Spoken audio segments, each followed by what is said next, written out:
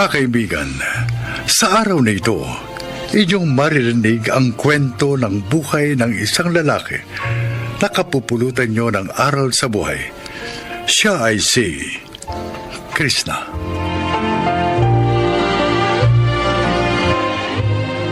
Simple lang akong mangarap. Ang gusto ko lang naman kasi yung maging masaya sa buhay. Hindi man ako maging mayaman, pero yung bang nakakakain ako 3 beses sa isang araw, nabibili ko mga pangangailangan at gusto ko. Pero higit sa lahat, gusto kong maging successful sa aking tinahak na karir. Ang pagiging isang manunulat.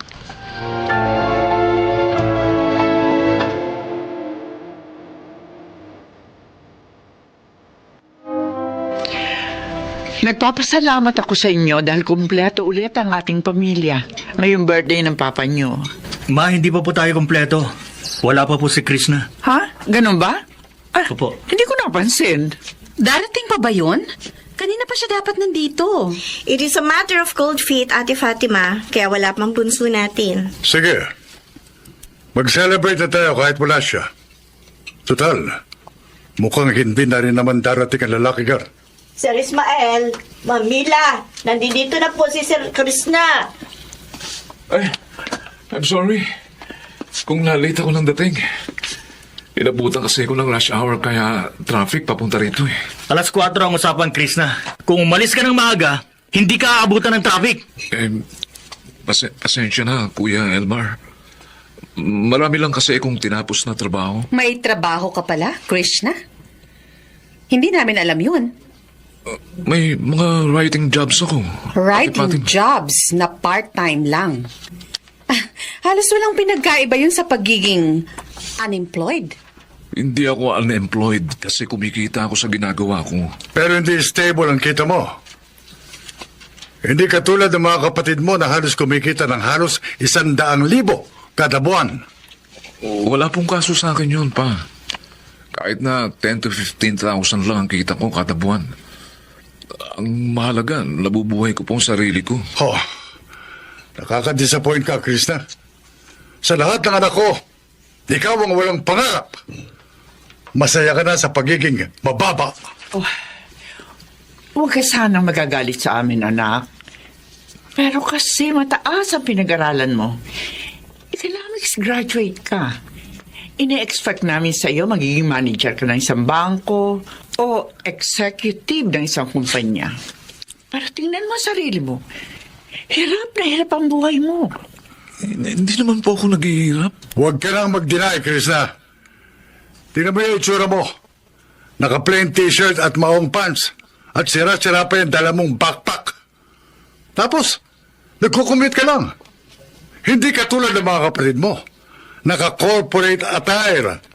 May mga sariling kotse. Magaganda ang careers. Maayos ang buhay.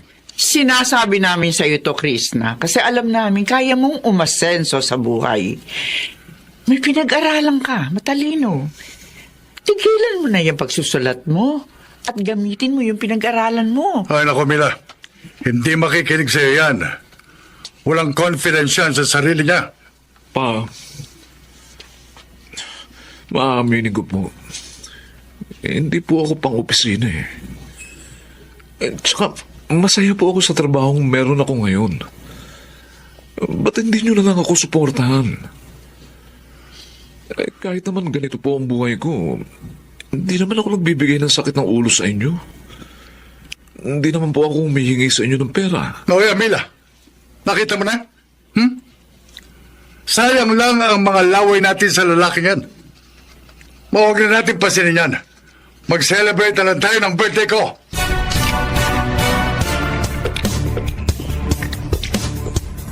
Krishna? Bakit hindi mo pa ibigay kay Papa yung dala mong regalo? Nahiya ako, Ate Sara eh. Hindi kasi kamahalan ng regalo ko. Alam mo na, yan lang ang nakayanan ko. Pero at least, may regalo ka. Naalala mo si Papa. Huwag kang mahihiya. Kasi ibibigay mo naman to ng tao sa puso mo. Ate, pakibigay na lang kay Papa, ha? Kasi kung ako pa ang magbibigay, siguradong makakarinig lang ako sa kanya ng masasakit na salita.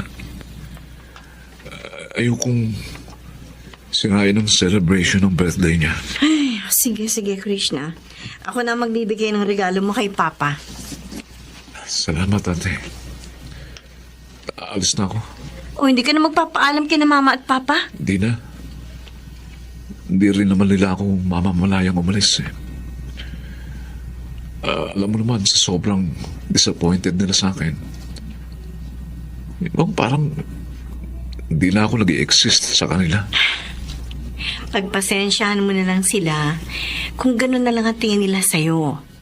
Basta ako, ano man ang desisyon mo sa buhay, susuportahan kita. Buti ka pa, Ate Sara. Suportado mo ako. Hindi ka tulad nila, Kuya Elmar at Ate Fatima na parang ang liit ang tingin nila sa akin. Payo ko sa'yo, Krishna. Ipagpatuloy mo lang yung pangarap mo. Malay natin, magbunga ng maganda yung paghihirap mo. At sa ating magkakapatid, ikaw lang, Krishna, ang hindi umasa sa ating mga magulang. Dahil sa pagsusulat mo, ikaw ang nagpaaral sa sarili mo. Oh, doon pa lang, may ipagmamalaki ka na. Basta, Tol, naniniwala ako sa kakayahan mo. Huwag kang susuko.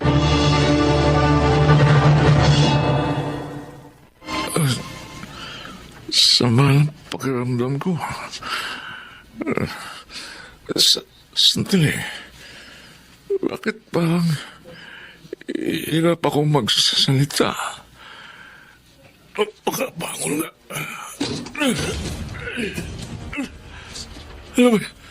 Ano ba itong nangyayari sa akin? Hirap akong tumayot. Hindi ko rin maigalaw ang kanang braso ko. Ayun na salamin. Kailangan kong makita kung ano nangyayari sa akin.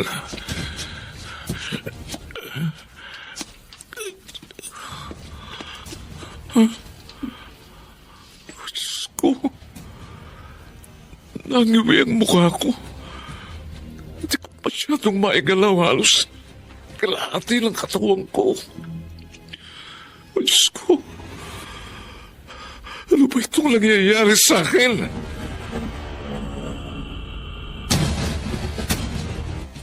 Sarah, wala ka bang balita kay Krishna? Matagal na kasi siyang hindi nagpaparamdam sa akin. Wala pa po, Ma. Susubukan ko po siyang tawagan o di kaya pupuntahan ko po siya doon sa inuupahan niya. Mabuti pa nga, Sarah. Ay, ano na kaya? Ay, naku, Mila. Huwag kang masyadong mag-alala dyan sa bunso mo. Anong huwag mag-alala? Magtatatlong linggo na siyang walang paramdam sa atin. Yung anak mo, Ismael, baka may nangyayaring masama sa kanya. Hindi naman nakikinig ang bunso mo sa mga pangaral natin eh. Kaya bakit pa natin siya pag-aaksaya ng panahon? Ismael, anak pa rin natin si Krishna. Kahit na paminsan-minsan matigas ang ulo niya. Ngayon ko na po pupuntahan si Krishna sa bahay niya, Ma. Hindi ko kasi siya makontak sa phone eh. Mabuti pa nga, Sarah. Tapos, balitaan mo agad kami, ha? Pag nakausap mo ng kapatid mo. Opo.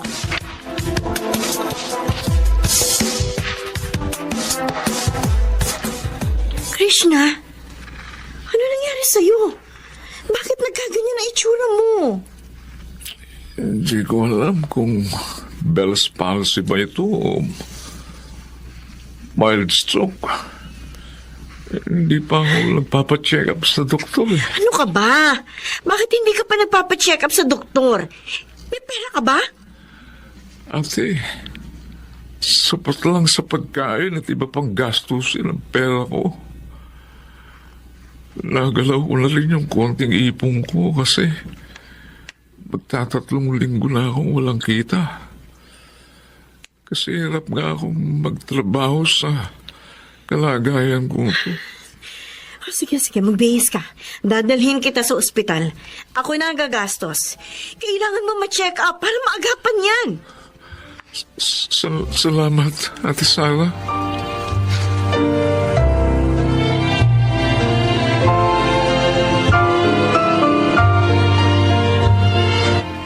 Krishna, anak, dinalang ka namin ng papa mo ng pagkain. Kami na rin ang bumili ng mga iinumin mong gamot. Salamat po, Ma. Pa. Yan ba yung sasabihin mong kaya mong mabuhay na mag-isa? Sa kakarampot mong kita? Oo. Nakakakain ka nga ng 3 beses sa isang araw. At nakakabayad ng renta, sa ilaw at sa tubig. Pero wala kang ipon. At hindi ka makabili ng gamot na pang-maintenance mo. Alam mo naman, sa simula, kailangan mo ng maintenance medicine. Tama ang papa mo, anak. Ito na, yung sinasabi namin sa'yo noon pa, na dapat nag-iipon ka rin. Dahil hindi natin alam kung anong pwede mangyari sa atin. O, yan, katulad ngayon. Paano siya makakaipon ng pera? Kung part-time lang ang trabaho niya. Magkano lang bang kinikita mo sa pagsusulat? Barya-barya lang. Hindi katulad ng mga nakatatanda mong kapatid. Si Elmar, engineer. Si Fatima, general manager sa isang malaking kasino. At si Sarah, isang journalist. Libo-libo ang kinikita nila, anak. Panahon na siguro, anak, na pag-iisipan mo na ang landas na tinatahak mo. Hindi ka mabubuhay kung ganyan lang ang trabaho mo. Anak, mag-isip ka. Gamitin mo yung mga natutunan mo sa eskwelahan. Ito po ang gusto kong buhay.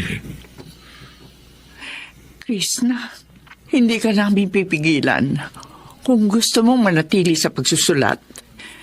Pero ang sabi lang ng papa mo, humanap ka pa ng ibang alternatibo na pwede mong pagkakitaan. Hindi yan imposible, anak. Kasi napag-aaral mong sarili mo noon. Kasi madiskarte ka. Ewan ko ba, simula nung naging writer ka, nawalan ka na ng diskarte sa buhay. Tandaan mo, Krishna, hindi ka namin minamaliit. Ang sa amin ng papa mo, gusto ka namin makitang successful sa buhay mo. At kung kailangan mo ng tulong, huwag kang mahihiyang lumapit sa amin. Anak, hindi masamang humingi ng tulong kung hindi mo na talaga kaya. Opo, Pa. Pag-isipan mo ang mga sinabi namin sa iyo, anak.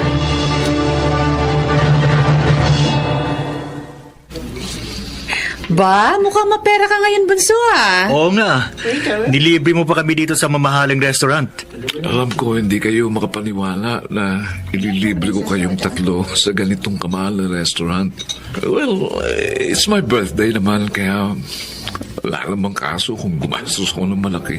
Pero, baka naman, Krishna, pagkatapos nito wala ka ng pera. Don't worry. Marami kong naging writing gigs this past few months. Besides, malaki-laki naman yung kinikita ko sa online selling. Kaya ito, nakakaipon naman ako ng malaki. Good to hear that. At least matutuwa si na mama at papa sa nangyayari ngayon sa buhay mo. Alam nyo, nitong mga nakaraang buwan, I faced a lot of challenges. At naging mas matatag ako dahil dun. And I realized na mahalaga talagang mag-invest para sa future. At yun ang ginagawa ko ngayon. Tumatanda na rin kasi ako eh. Para pag dumating na ako sa retirement age, stable pa rin ang buhay ko. Tama yan, Krishna. We're so proud of you. Me too. Congrats, bunso. You made it!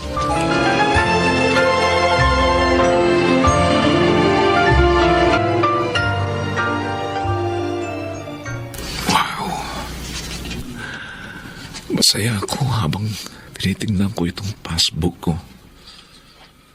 For the last 5 months, nakaipon ako ng almost 300,000 pesos. Thank you, Lord. Pero hindi ako titigil. Kailangan ko pang mapalago ang perang ito. Panahon na para gamitin ang mga napag-aralan ko. I will use my money sa pag-invest sa foreign exchange trading. Alam ko malaking kikitain ko ron. Sino kaya tumatawag? Si Mama pala. Sagutin ko muna. Hello, Ma. Krishna, anak. Pasensya na kung na-istorbo kita. Ang papa mo kasi. Bakit po? Ano pong nangyari kay Papa? Na-stroke ang papa mo. Sinugod namin siya ngayon sa ospital. Ano po?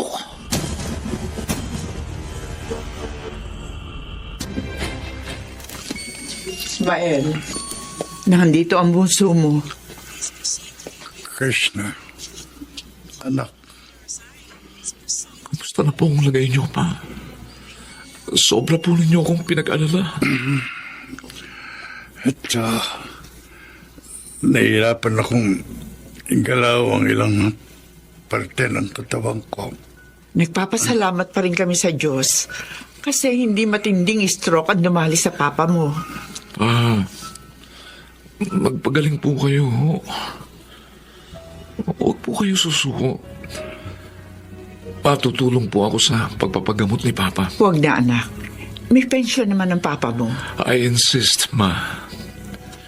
Ilaan nyo na lang po sa ibang bagay yung pensyon ni Papa. Gusto ko pong makatulong sa inyo. Pero anak, baka mahirapan ka. Don't worry. Kaya ko po.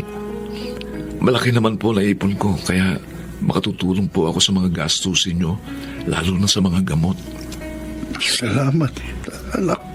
Alam mo, Krishna, nagpapasalamat din kami ng papa mo kasi nagkakaroon na ng direksyon ng buhay mo. Dahil po yun sa mga aral na ibinigay nyo sa akin. Mga ginagamit ko po yun ngayon para umasenso ang buhay ko. Pasensya ka na, Krishna, anak. Kung minsan, namamaliit kita. Pa, wala na po sa akin yun. Dahil po doon, kaya binalik ko po yung tiwala at diskarte sa sarili ko. Basta, anak, palagi mong tatandaan, proud kami sa iyo. Nagsimula ako sa mababa. Pero ngayon, unti-unti na akong umaangat sa buhay. Samantala, hindi ako umalis sa pagsusulat. Dahil mahal ko talaga ito eh. Pero hinati ko na ang oras ko. Bukod sa pagsusulat, ay naging business-minded din ako. Yes, itinuloy ko ang pagpasok sa investing of foreign exchange trading. Nagsama-sama din kaming magkakapatid para itayo ang aming grocery business. At ang mga parents ko, eto, masaya pa rin dahil sa success na natatamo naming magkapatid. Siguro, ang moral lessons ng aking kwento, una, magtiwala ka sa iyong sarili. Pangalawa, matutong dumiskarte. At huwag ka rin magpapaapekto sa mga taong pilit kang ibinababa. At kung makarinig ka naman ng komento o kritisismo sa iyong buhay, huwag mong mamasamayin yun. Pag-aralan mong mabuti. Dahil sa uli, magagamit mo yun para umasenso ka sa buhay. Ito po si Krishna, isang manunulat at negosyante. At ito po ang aking buhay.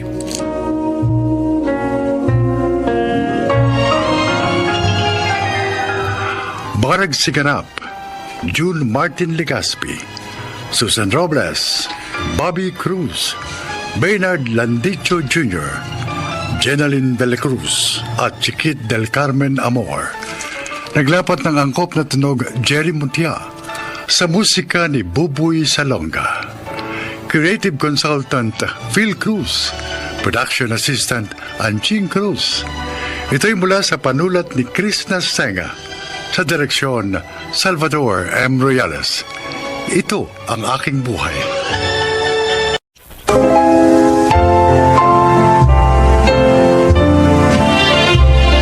Magandang araw po, mga giliw naming tagapakinig. Isa na namang natatanging kasaysayan ang inyong maririnig. At ito ay ilalahad ni Hasmin. Lumaki ako sa isang broken family.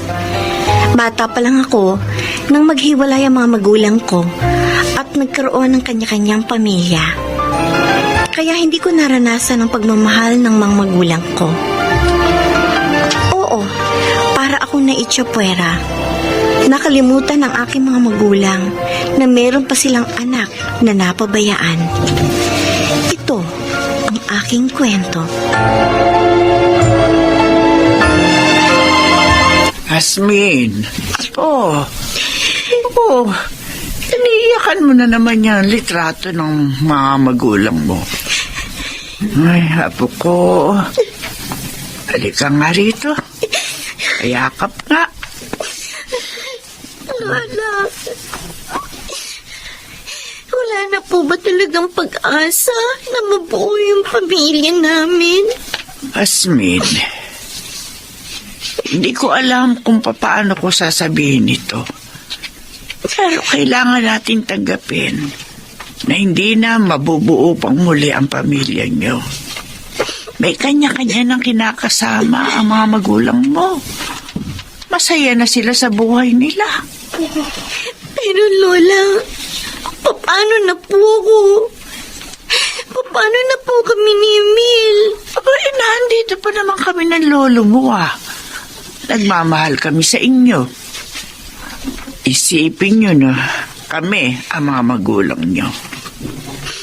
Lola, tinutokso po ako sa eskwela ang pinapasukan ko. Kaya siya galing daw ako sa sirang pamilya.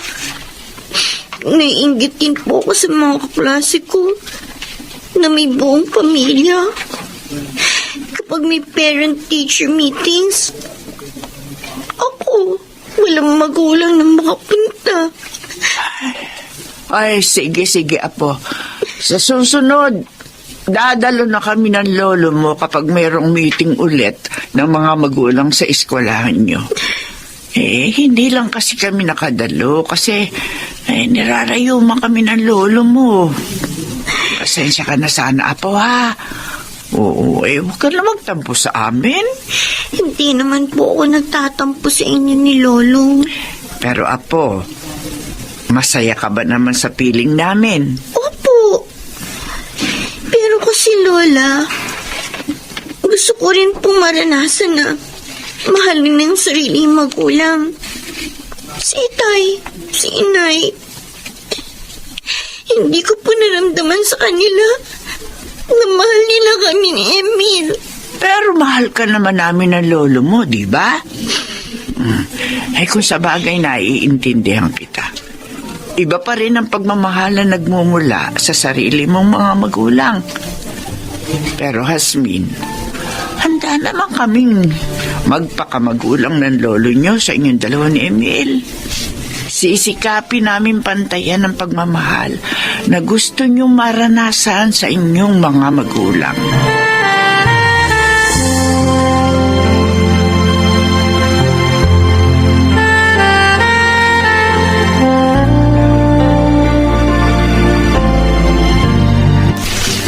Stone, tinama, umuwi ka na. Saan ka ba galing, Di sa palengke bumili ng pagkain natin. Ito. Lolo, ano po? Hasmin, apa? Nga pala, yung kapatid mo si Emil, umuwi na ba? Opo. Kanina pa po siya umuwi galing ng eskwelahan eh. Nasa likod bahay lang po siya, naglalaba. Ayun siya, tawagin mo na yung apo natin at sabay-sabay na tayong kumain apat. Sige. Tatawagin ko na si Emil. Emil! Emil! Oh, Pasok ka na rin eh. Nandito na ang lolo mo. Kakain na tayo. Hello, Lola. Nandito na po ako. ang pwesto na, Emil. Kakain na tayo. Asmin, tulungan mo lola mo na isalin sa mangkok yung mga ulam na binili ko. Opo. Akin na yung isa. Sasalin ko na rin eh. Ito po. Ay, Ayan, naisalin na. Tayo na, maupo na tayo. kakain na naman tayo bilang isang buo at masayang pamilya. Oo nga po. Sana po lagi tayong ganito. Sana nga palagi tayong masaya. Ay, pero magdasal na tayo. Sige. At magpasalamat tayo sa grasyang ibinigay sa atin ng Panginoon.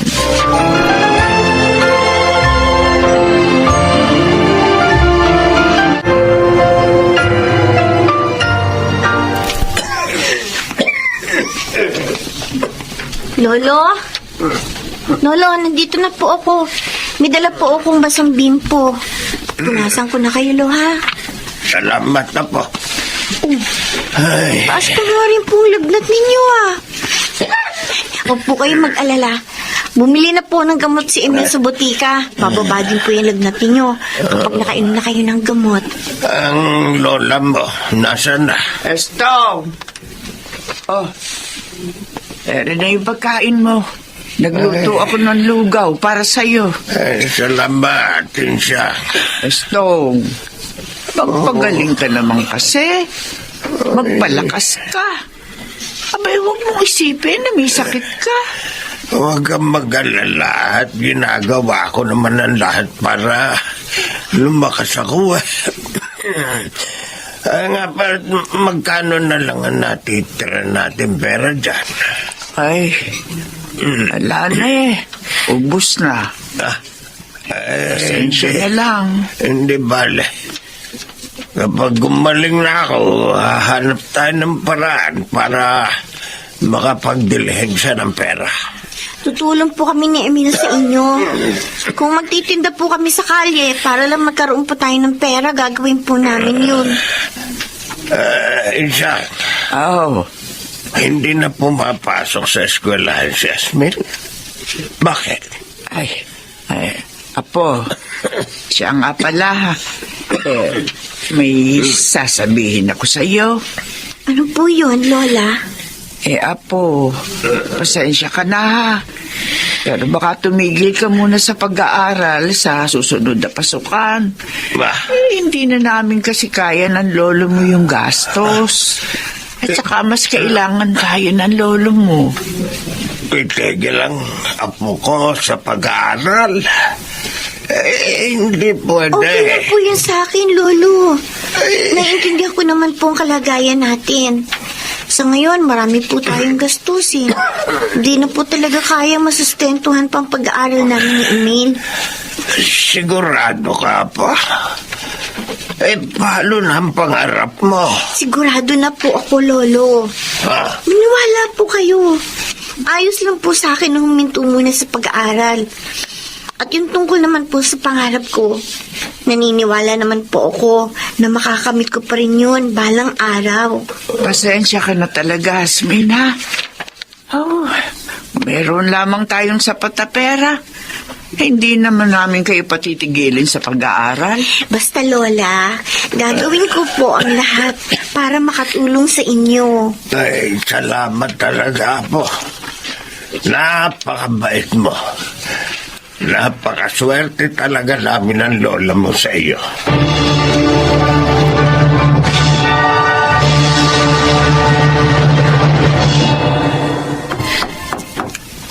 May tao sa labas. Asmin, pwede bang ikaw na magbukas ng pinto, Apo? Sige po, Lola.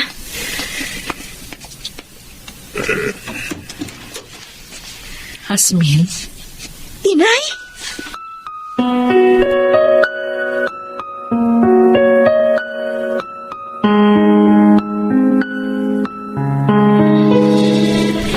Hindi niyo po sinabi sa akin, Itay, na may sakit kayo. Paano namin sasabihin sa'yo samantalang abala ka sa buhay pamilya mo. Ayaw na namin makaistorbo pa sa'yo. Ano naman ang sadya mo rito, Isay? Gusto ko lang pong makibalita sa inyo kung ano na ang lagay ninyo. Oo, maaaring hindi po ako nakakapunta rito pero di naman po ibig sabihin nun nakalimutan ko na kayo. Ano ba ang sadya mo? Tay, Nay, kasi bala ko sanang kunin si Hasmin. Ano?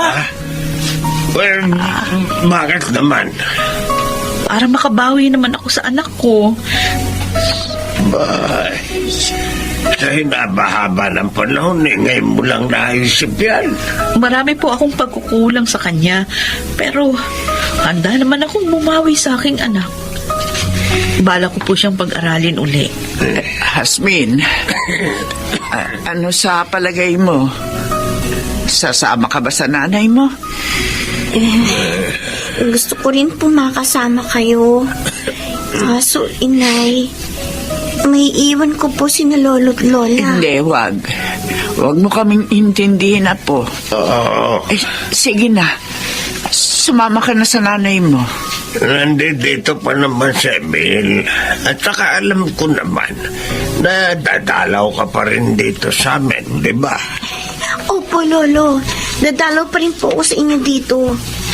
Hindi ko po kaya makakalimutan. Kaya samantalahin mo na ang pagkakataon, Apo. Abutin mo na ang mga pangarap mo.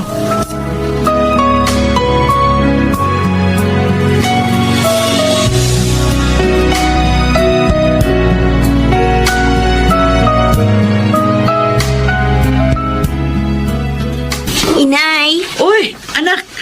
Aba, ang aga mo ngayon Maaga po kami pinauwi sa eskwelahan Ay, siya nga po pala. Sa darating na Sabado na po pala yung bigay ng report card namin.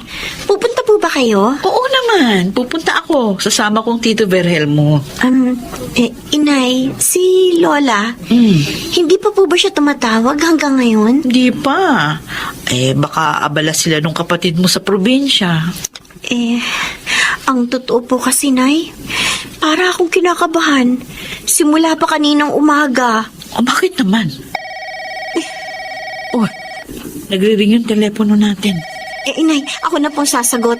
Baka po sina Lola na yan. Sige. Hello? Hasmin! Apo! Lola? Bakit po kayo umiiyak? Ano pong nangyari? Lolo mo! Wala na siya, Apo! Patay na lolo mo! Ano po?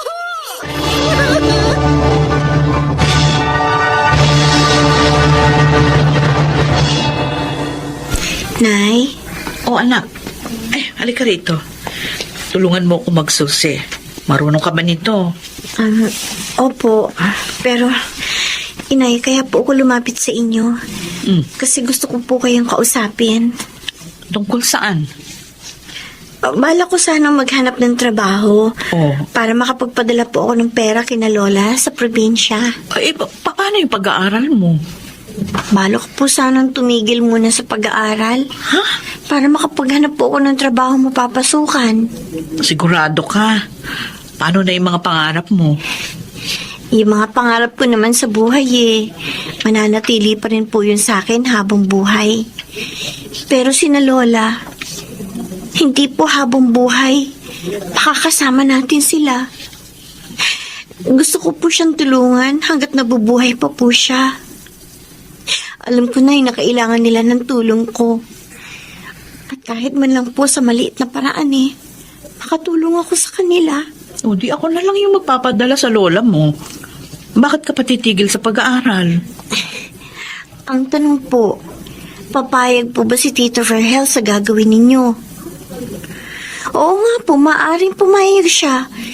Pero makakaistorbo lang po yun sa inyo, Nay. Aminin po natin, may iba na po kayong pamilya. Ako, si Lola at saka si Emil ang pamilya ko. Halos buong buhay ko po sila lang ang nakakasama ko. Maraming sinakripisyo sa akin si Lola para lang mabuhay kaming magkapatid. Panahon naman po siguro na ibalik ko ang utang na loob sa kanya, Nay. Pagkain natin para sa isang linggo. Marami na po akong binili para hindi na tayo mamroblema pa. Abay, Baka naman wala ka ng pera niyan, ha? Huwag po kayong mag-alala. Bukod po kasi sa trabaho ko, nag-online selling din po ako. Malaki po ang kinikita ko sa pagbebenta ng mga damit. Ay, Apo. May kumakatok sa pinto. Ikaw na magbukas, ha? Opo. Anak, kasama ko Tito Virhelmo. Nandyan ba lola mo? Pasok po kayo ni Tito Verhel, Nay. Oh, Isay. Anong ginagawa niyo rito ng asawa mo, ha? Magandang hapon po. Ay, Narito po kami para bumisita sa inyo. Ay, siya nga po pala. Eto, tanggapin niyo po ang pasalubong namin. Ayan. ko. Maraming salamat sa mga sariwang prutas. Maupo kayo. Upo. Buti naman Salamat po, po. Inay. Bumisita kayo sa amin. Kaya kami pumunta dito kasi may mahalaga kaming ipapakiusap sa lola mo, Hasmin. Nay, baka naman pwedeng sumama na kayo sa amin sa bahay. Kasama sina Hasmin at Emil. Pinag-usapan na po namin ito at pabor po ako sa gusto ng anak niyo. Para magkasama-sama na po kayo ng anak ninyo. Oo nga. Gusto kasi namin kayong makasama. O huwag kayong mag-alala. Kami nang bahala sa inyo. Aalagaan namin kayo, mamahalin. Babawi po ako sa mga pagkukulang ko sa inyo. Gustong-gusto po ng anak ninyo na mabuong muli ang kanilang pamilya. Sana po sumama na kayong tatlo sa amin. Ay, ikaw, Hasmin, Apo. Ano ba sa palagay mo? Opo, Lola. Sumama na po tayo sa kanila. Matagal ko na pong hinihiling sa Diyos na magkasama-sama na tayo. Eto na po yun. Sana po, pumayag na kayo. Sige, Isay. Pumapayag na ako. Sasama na kami sa inyo.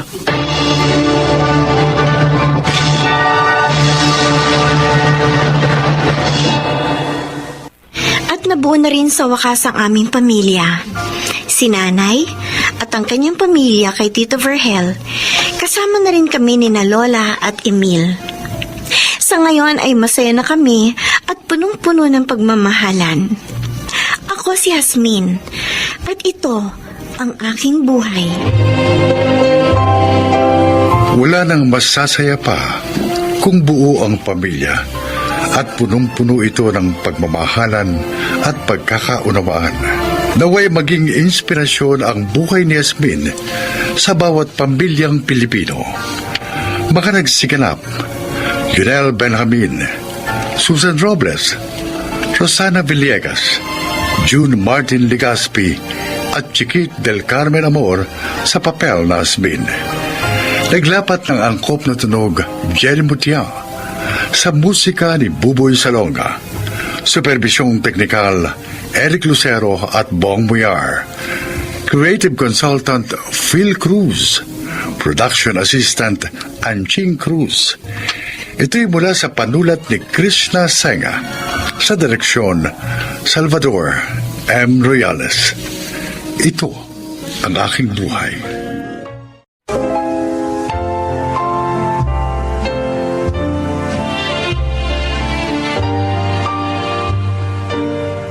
Mga kaibigan, pakinggan po natin ngayon ang isa pang natatanging kasaysayan na ilalahad sa atin ni Monica.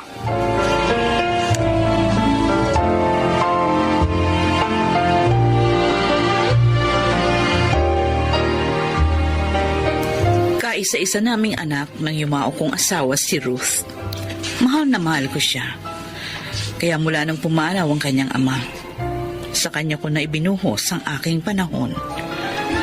Pinalago ko rin ang aming kabuhayan para sa kanya. Pakinggan po ninyo ang aking paglalahad.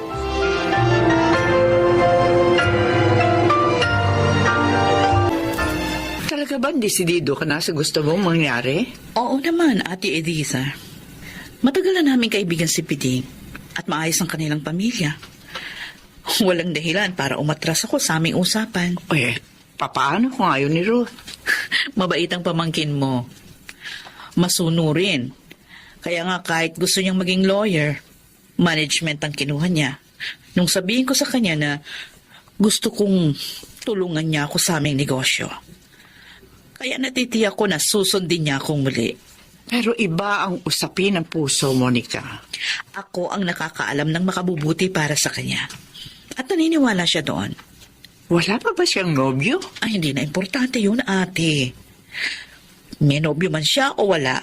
Basta ang gusto ko pa rin ang masusunod. Ano pong pag-uusapan natin, Ma? Dito magdi-dinner si Piding at Chimbo tonight. At gusto ko, tulungan mo ako sa pag-asikaso sa kanila. Sure, yun lang pala eh. Bakit po ba dito magdi-dinner si Mang Piding? Kukunin niyo ba siyang business partner? Oh, gusto naming magsanay na kayo ni Jimbo na lagi magkasama.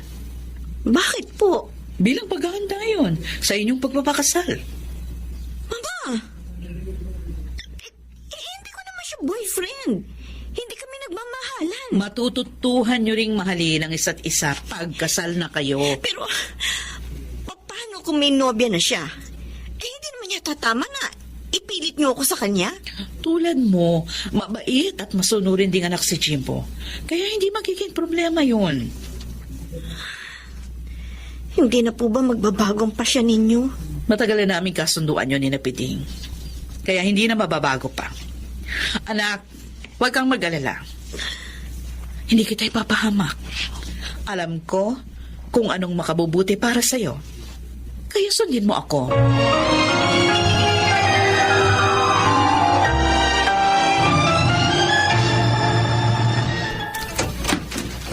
Good evening, Monica. Oh. Good evening po, tita. Oh, Jimbo. Sabi ko na nga, ba't kayo ang akin yun. Kilala mo naman ako. Ayokong nahuhuli sa usapan. At siguro, ganon din itong binata mo. Abay, siyempre naman.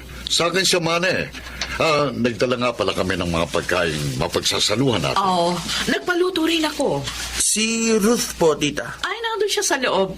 Halika na doon sa dining room. Doon na natin planuhin ang tungkol sa kanilang kasal.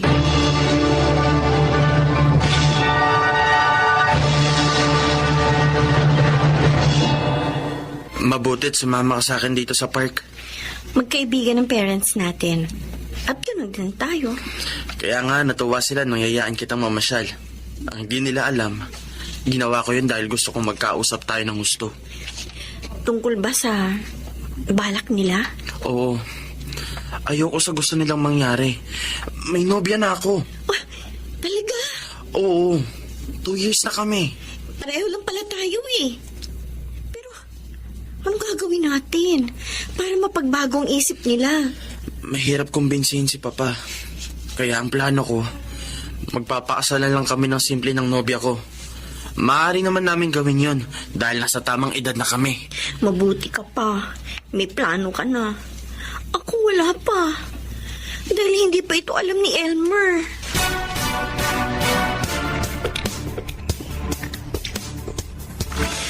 Ma'am Monica, para saan po ang perang ito? Separation pay mo yan, Elmer. Ibinigay ko na para makaalis ka na sa kumpanya ko. Po? Bakit po, ma'am? Ano pong kasalanan ko? Dederechahin na kita. Ang kasalanan mo, naging nobya mo ang aking anak. Oo nga, mataas ang designation mo dito sa company ko. Pero hindi ka pa rin bagay sa kanya. Ma'am Monica... Hindi ikaw ang gusto ko para kay Ruth. At para sabihin ko sa'yo, nakatakda ng ikasal si Ruth sa anak ng kaibigan ko.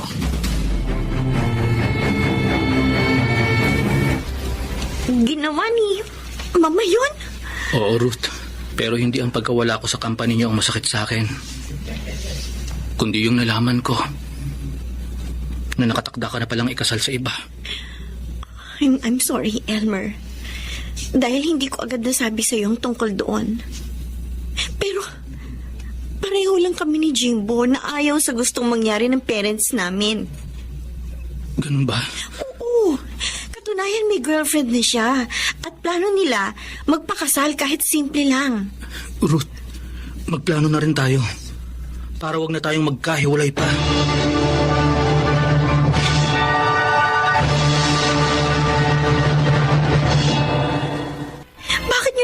ginawa kay Elmer yun, Ma. At pinagsalitaan niyo pa siya ng masakit. Nagsumbong pala sa yung oportunistang yon. Ma, hindi oportunista si Elmer. Mabait at tapat siya. At mahal po niya ako. At paano ka nakatitiyak? Natapat nga siya sa'yo. Hindi mo naman alam ang makabubuti para sa'yo. Nakakamali kayo. Hindi na ako bata. Alam ko ng tama at mali. Alam ko na kung anong makabubuti para sa akin. Tumigil ka! Dahil nagigisuil ka na. Yan ang pangit na impluensya sa'yo ng walang kwentang Elmer na yun. Makinig ka, Rose. Sa ayaw at sa gusto mo, pakakasal ka kay Jimbo. At huwag mo ako susuwayin. Itatakwil kita.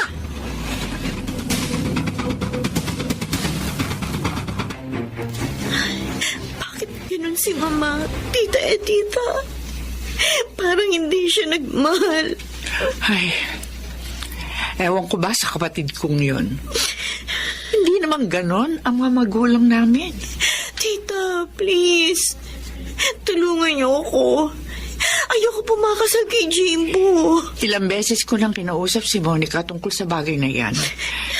Pero ayaw niya ako sundin.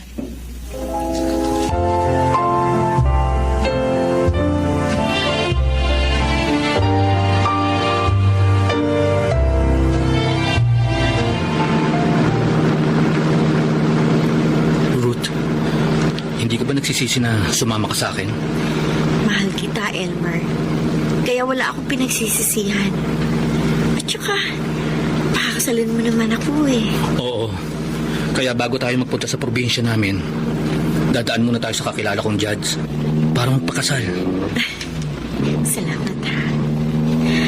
Masaya ako. Kahit simple lang ang magiging kasal natin. At least magiging legal ang pagsasama natin. Sana hindi magtagal. Maunawaan na rin tayo ng mama mo. Elmer!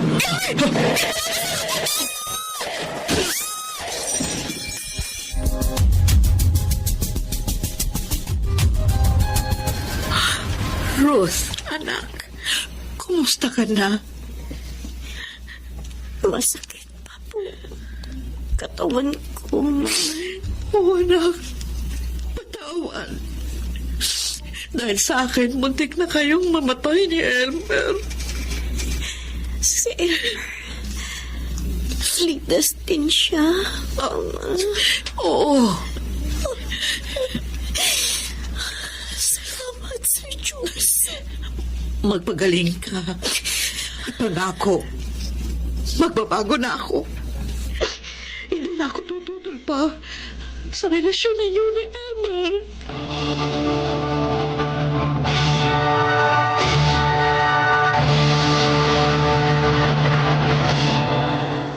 Mabilis namang gumaling ang aking anak at tinapad ko ang aking pangako sa kanya. Sana po ay inyong naibigan at kinapulutan ng aral ang aking kasaysayan. Ako si Monica. Ito ang aking buhay. Mga nagsiganap, Chiquit del Carmen Amor, Susan Robles, Lionel Benamin, Angelo Alcantara, Alan Ortega at Rosana Villegas. Naglapat ng angkop na tunog Jenny Mutia, sa musika ni Buboy Salonga, supervisyong teknikal Eric Lucero at Bong Boyar. Creative consultant Phil Cruz, katulong sa produksyon Anching Cruz. Timula sa panulat ni Telma Corporal Alcantara, sa direksyon Salvador M. Reales. Ito ang aking buhay.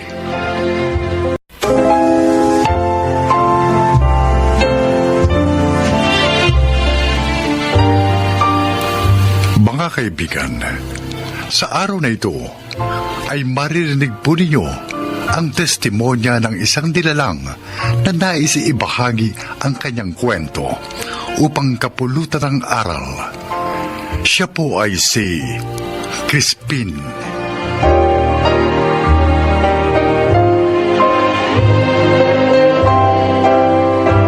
Magandang hapon po sa inyong lahat. Maraming pagsubok ang dumaan sa aking buhay. Subalit sinikap ko pong malampasan yon dahil batid kong yon ay bahagi ng pagharap sa mundong magulo at mapanukso. Naglipa na sa ating lipunan ang mga bagay na tila mahirap paglabanan kung kaya tayo'y natutukso upang gumawa ng pagkakamali at kasalanan.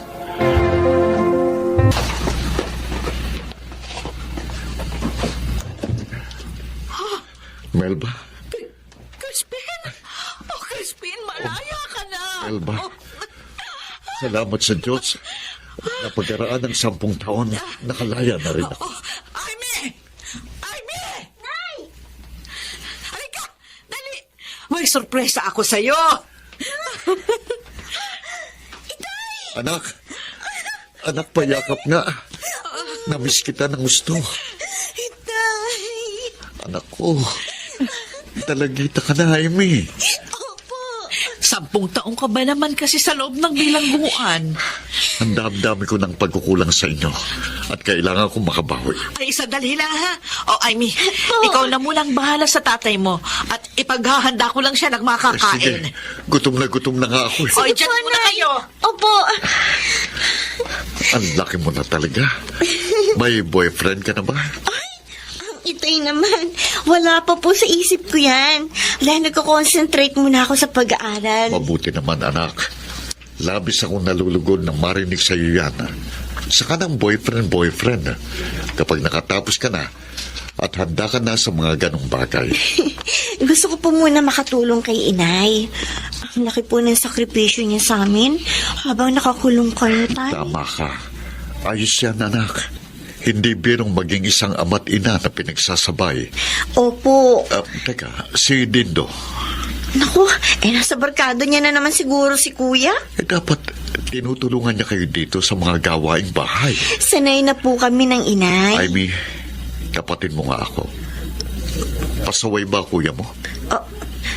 Po? O sige, huwag mo nang sagutin. Eh, Dahil nahulaan ko na. tay. Kahit ng mga bata pa kayo, dati ng sutil ang kuya mo.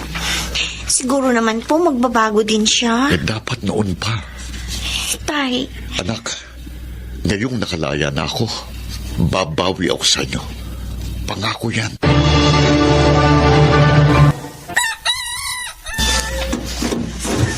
Oh, anak, madaling araw na. Saan ka ba nanggaling? Nakatulog na nanay at kapatid mo, kaya ako na lang ang naghintay sa'yo. Wala naman akong sinabing hintayin niyo ako Sara niyo na nga yan. Hanggang ngayon ba, hindi pa rin nawawalang hinanakin mo sa akin? Bakit? Madali bang kalimutan na ang aking ama ay naging masama? Dindo. Hindi naman kayo makakapagkaila Dahil yan, kalalabas nyo lang sa piitan. Dahil sumama kayo sa grupo nyong akyat bahay gang. Dala ng matinding pangailangan natin. Hindi kami masaya nang ipinapakain nyo sa amin araw-araw ay galing sa pagnanakaw. Nagkataong kapit sa patalim lang ako, anak. Kapit sa patalim? O sadyang dati nyo nang gawain ng mga barkada nyo yan? Dindo. Wala kaming kamalay-malay na ang bawat kanin at ulam na aming isinusubo ay galing pala sa inyong pagnanakaw. Huwag mong isumbat sa akin lahat ng yan dahil kayo man ay nakinabang. Mas mabuti pang hindi na lang kami nag-aral ni Amy kaysa naman binabato ng mga tao sa amin ang masama niyong gawain. Masama na akong masama! Napilitan lang akong gawin ang mga bagay na labag sa aking kalooban dahil sa pag-intindi ko sa inyong pamilya ko. At kung ikaw ang nasa kalagayan ko, saka mo lang siguro maiintindihan ang ginawa ko.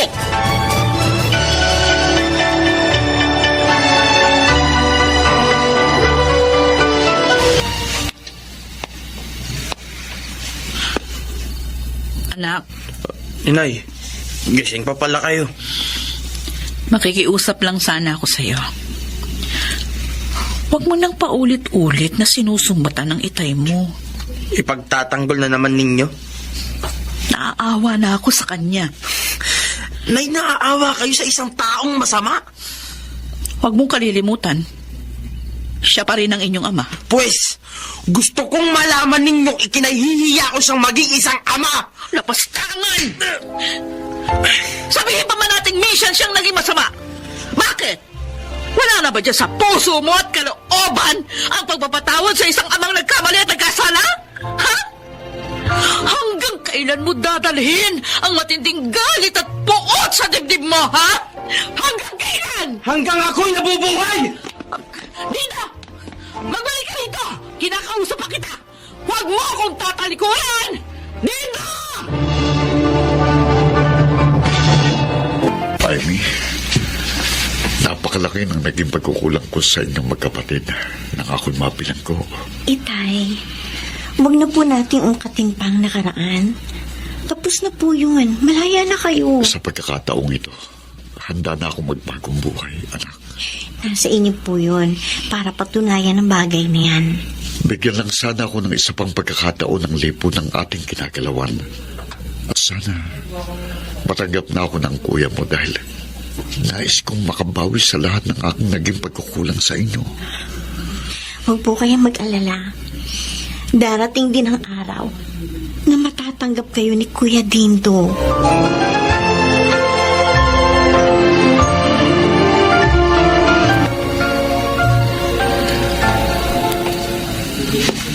Crispin, bakit hindi ka pa magpahinga?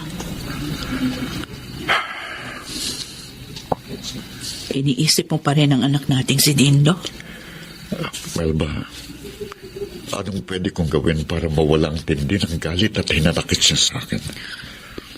Bigyan mo na lang siya ng pagkakataon na makapag-isip-isip. Mahal ko kayong pamilya ko.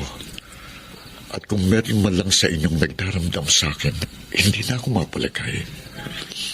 Nauunawaan kita. Gusto kong maayos ang gusot naming dalawa ng anak kong si Dindo.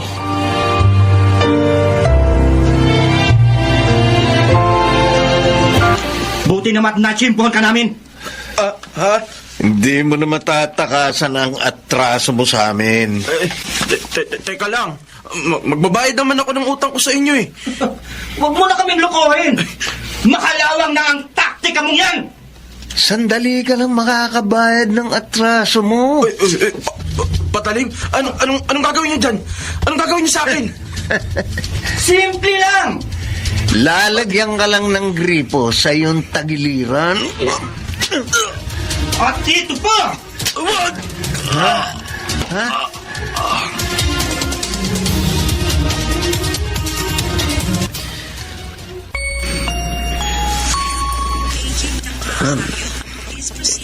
Inay. Anak, narito ka sa ospital. Nakita ng itay mo, nakahandusay ka sa lupa, kaya mabilis ka niyang isinugod dito. Si Itay. Kung hindi dahil sa kanya, baka naubusan ka na ng dugo at tuluyan ng nalagutan ng hininga. Si Itay. Anak, kumusta ka na? Itay. Sorry po sa mga nagawa ko sa inyo. Sorry po. Kalimutan mo na yun. Ang mahalaga, ligtas ka na.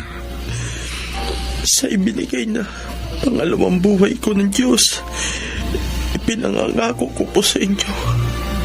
Hindi ko na po ito sasayangin. Anak. Sisikapin ko pong maging karapat-dapat na anak para sa inyo. Dahil nakita ko po ang inyong kabutihan na sa kabila ng aking pagkukulang at galit sa inyong hindi po kayo nagtanim ng kahit katiting na hinanakit sa akin. Anak, mahal kita.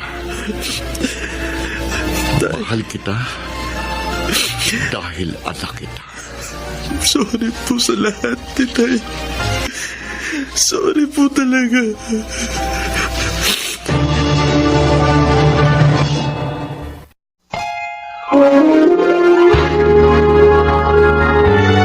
Kauna-unahan sa Pilipinas. NBC Manila Broadcasting Company. DZRH, member, kapisanan ng mga broadcaster ng Pilipinas.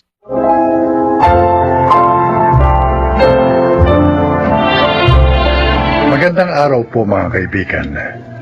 Marinig natin ang kwento ng buhay ng isang individual na minsang natakot harapin ang paglipas ng panahon at ang pagsapit ng kanyang tapit hapon. Siya ay si Josue.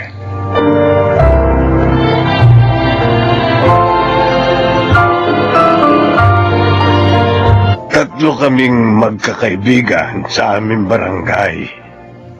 Ako, si Mando, at si Honesto. Lumaki kami magkakasama at tumanda ring magkakasama. Akala namin, habang buhay lang ganon ang aming kalagayan. Ngunit sa pagdagdag ng aming edad taon-taon, nababawasan din ang araw na maaari pa kaming manatili sa mundo. At ang katotohanan yun ay nagdulot sa aming tatlo ng labis na takot. Uminom muna kayo nito sa labat. Ito ang nararapat sa atin. Tama ka, Mare. Kung kapeng iinumin namin, baka gising kami magdamag. Tama. Masarap tun sa labat na to. Nilagyan ito ni Masyana ng honey, di ba? Ay, oo. Ay, siya. Maiwan ko muna kayo. Ay, salamat, Mare, ha? Biskuit. Galing to sa anak ko. Imported daw to, kaya masarap. Tikman niya. Aba, ako, mukha hanggang masarap, Josue, ha? Kaya lang, kaya pa kaya yan ang ipin ko. Malambot lang ito. Tikman mo muna kasi. Ay, teka. Nabalitaan niyo na ba yung nangyari kay Ador? O, yan din sana ang ikukwento ko. Naunahan mo lang ako, eh. Inatake, di ba? Oo. Maayos pa naman daw yun. Wala namang dinaramdam. Maliban sa parang tumutusok-tusok sa dibdib, kaya nagpadala sa anak niya sa ospital. Kaya lang, pagdating sa ospital, bigla na lang daw nangisay. Atake na pala yun sa puso. Ganun lang kabilis, pare. Hindi naman yun manginginom, hindi ba? Oo, walang bisyo yun. Siguro, dumating na tayo sa panahon. Kailangan na nating maging handa anumang oras. Ay, maging handang mamatay. 60 anyos pa lang tayo. Ang sabihin mo, 60 anyos na tayo. Mapalad na tayong nabiyayaan tayo ng 6 na dekada dito sa mundo. May iba na 40 anyos pa lang binabawian na ng buhay. Ayoko, wala pa akong apo. Ayoko pang mawala. Magdiriwang pa kami ng asawa ko ng golden anniversary namin. Kaya dapat umabot pa ako ng 80. Sige. Kalabisan na naman yata yan. Bakit? Kung maaari nang umabot tayo ng 100 taon mas mainam sana.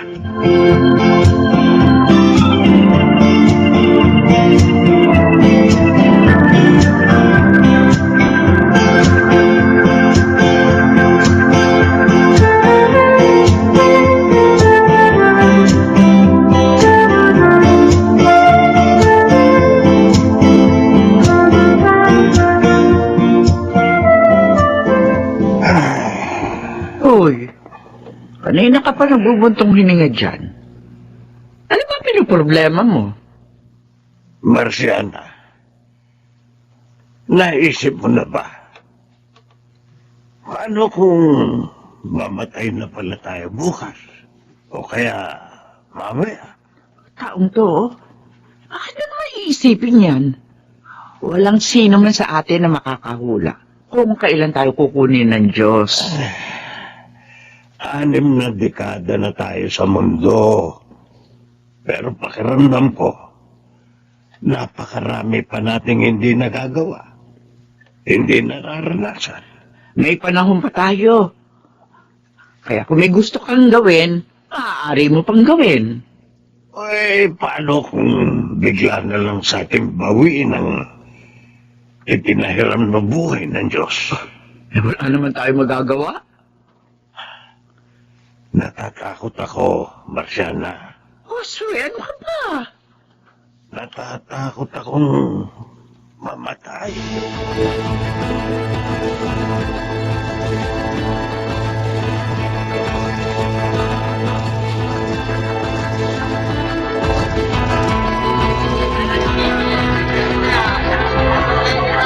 Pabili nga po ng salmon. Ate Gigi! Ay, Elay! Namamaleki ka rin pala. O ano yung mga pinamili mo? Eto, panay gulay kasi si tatay. Hindi naman pwede na sa kanyang karne at mga matataba. Ay, oo, tama ka.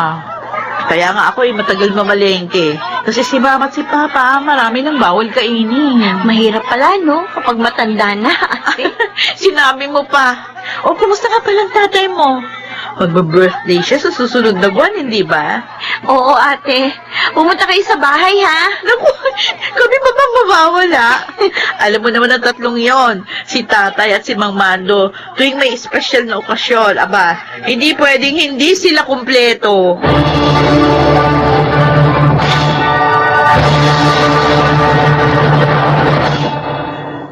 Dapat sana kumakanta tayo ngayon sa videoke. Ba't naman bigla mo na lang kaming iniwan, Onesto? 61 na sana siya ngayon. Uy, Mang Mando, Ah, Mang Josue. Elay, nakikiramay kami. Salamat po sa pagpunta ninyo. Elay, ano ba nangyari? Ang nabalitaan ko, tumaas ang presyon ng dugo niya, kaya pabalik-balik sa klinika. Oo nga po. Minomonitor nga namin yung presyon ng dugo niya kasi madalas siyang mahilo. Ganon? Akala namin madadala ng maintenance niya ang gamot. Wala rin po. Naku, Inatake pa rin siya. ay naku. Siguro oras niya na rin po talaga. Kahit gustuin man namin madugtuan pa ang buhay niya. Wala na kami magagawa. Tatagan ninyo ang loob ninyo, Elay. Ang nanay mo, Ayun po, panayang iyak. Pero naririto naman po yung mga kapatid ko. Kaya alam ko po, mapapanatag din si nanay. mula ngayon, kaming dalawa na lang ni Mando ang magkasama. Josue, Sino kaya susunod sa amin?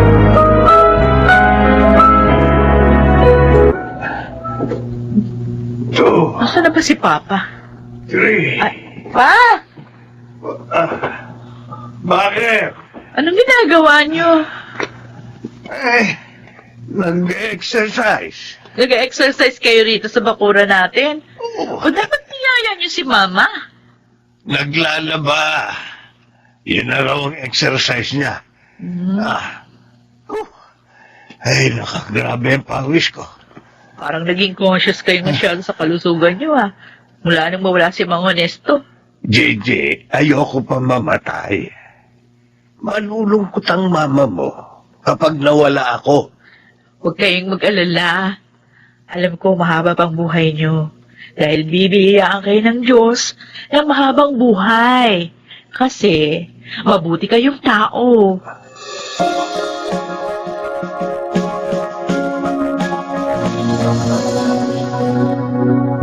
Oh, tsaa, Salamat, Marciana. Ay, kukunin ko na itong isang upuan, ha. Dalawa na lang naman kayo dyan. ay, marami na naman sanang kwento si Onesto kung narilito siya.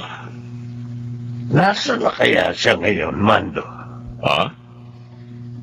Hindi natin alam. Tayo kaya. Pag dumating na ang araw na mawawala na tayo, saan kaya tayo mapupunta? Yan ang iniisip ko ngayong mga nakaraang araw eh. Alam mo, natatakot ako. Dahil Hindi ko alam kung saan ako mapupunta. Baka naman mapunta tayo sa langit. Hindi naman tayo mga masasamang tao, di ba? Buong buhay natin, inalay natin para pagsilbihan ng ating pamilya. Ikaw, pinagsilbihan mo ng mahabang panahon ng ating bayan bilang isang pulis. Tama ka. Ginugol natin ang buong buhay natin para magsikap. Makapagpundar para sa ating mga sarili at sa ating pamilya. Nag-iipon tayo ng pera. Bumili ng lupa, ng bahay. Pero lahat ng yun, hindi naman natin madadala kapag tayo'y namatay na. Parang nawawalan na ng saysay ang lahat kapag namamatay ang isang tao. Ang katawan natin na ginamit natin para maitaguyod ang ating mga pamilya at matupad ang ating mga pangarap, ilalagay lang sa isang mahabang kahon o kaya sa isang maliit na lalagyan ng amo. Ay, kaya dapat siguro habang nabubuhay tayo, gawin na nating makabuluhan ang bawat araw. Dahil kapag binawi na ang ating buhay, wala na. Tapos na. Magiging ala-ala na lamang tayo.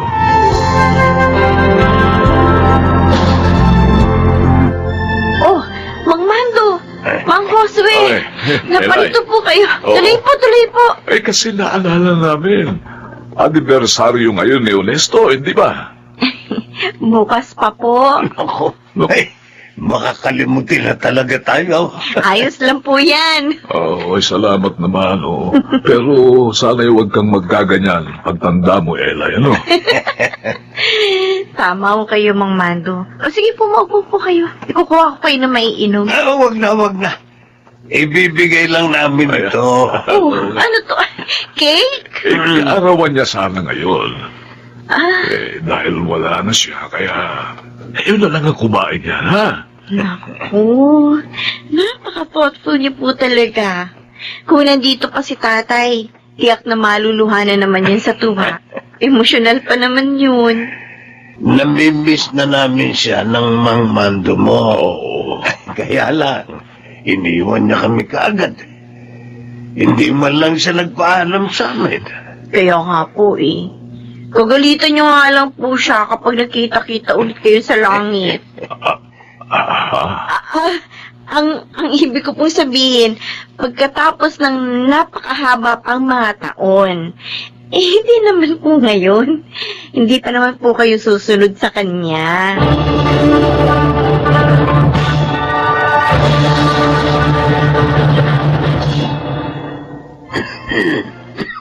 Akala ko lamay na rin ang pupuntahan ko. Walang yaka. Akala ko pa nag-iingat ka. Bakit ikaw naman itong la-ospital? Pneumonia raw. Buti nga, naagapan. Magpe-face mask ako. Ikaw ngayon magpagaling ka nga. Huwag mo kong uunahan. Alam mo naman kapag nawala ka, mag-isa na lang ako. Mando, akala ko nga mamamatay na ako. Naghahabili na ako sa mga anak ko nung isang araw. Naku. Takot ako. Akala ko hindi na ako gagaling. Mabuti at bumuti na ang pakiramdam ko. Huwag mo kang isipin yun. Ay, magdiriwang pa kayo ng golden anniversary nyo ni Marciana. Sana nga. Oo. Sana nga humaba pa ang ating buhay.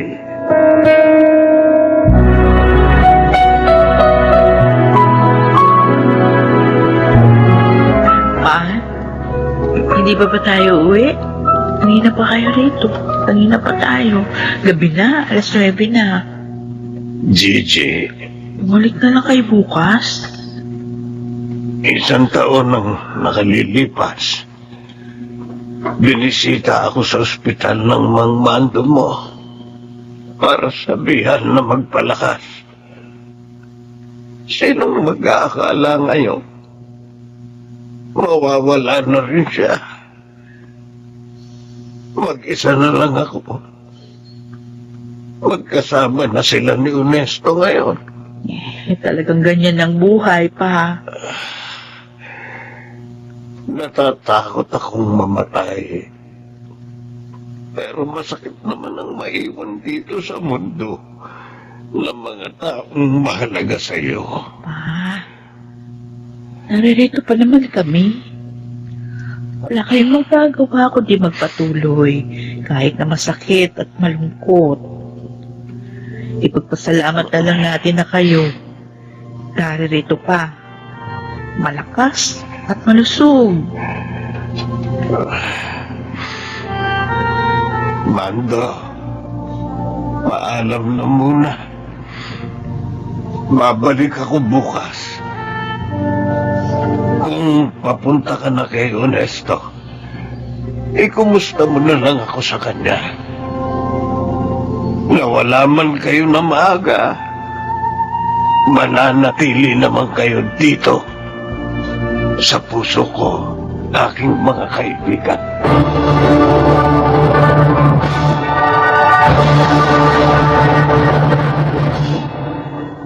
Sa awa ng Diyos, sa susunod na buwan, magdiriwang na ako ng 70 anyos ko rito sa mundo. Ganun pa man, hindi na gaya ng dati ang aking araw-araw na buhay.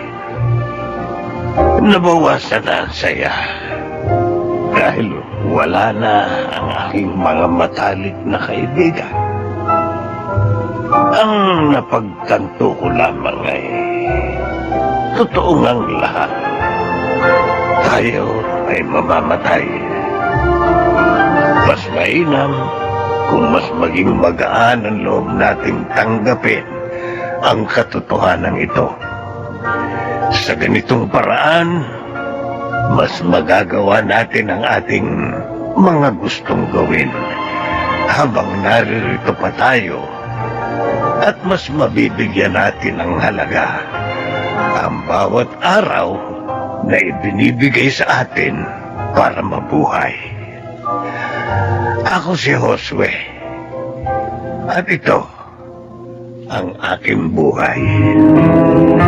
Ang buhay ng tao, kasing ikli lang daw ng kitling o kwit na nagdurugtong sa taon ng ating kapanganakan at sa taon ng ating kamatayan. Kaya habang tayo ay nabubuhay, let us live life to the fullest. Mga nagsiganap, Phil Cruz, June Ligaspe, Rosana Villegas, Chiquit del Carmen Amor, Susan Robles, at Lionel Benamin sa papel na Josue. Naglapat ng angkop na tunog Jerry Mutiao. Sa musika, Buboy Salonga. Supervisyong teknikal, Eric Lucero at Bong Villar. Creative Consultant, Phil Cruz. Production Assistant, Anching Cruz. Ito'y mula sa panulat ni Rita Lapano. Sa direksyon, June Martin Ligaspi at Maynard Landicho Jr. Ito ang aking buhay.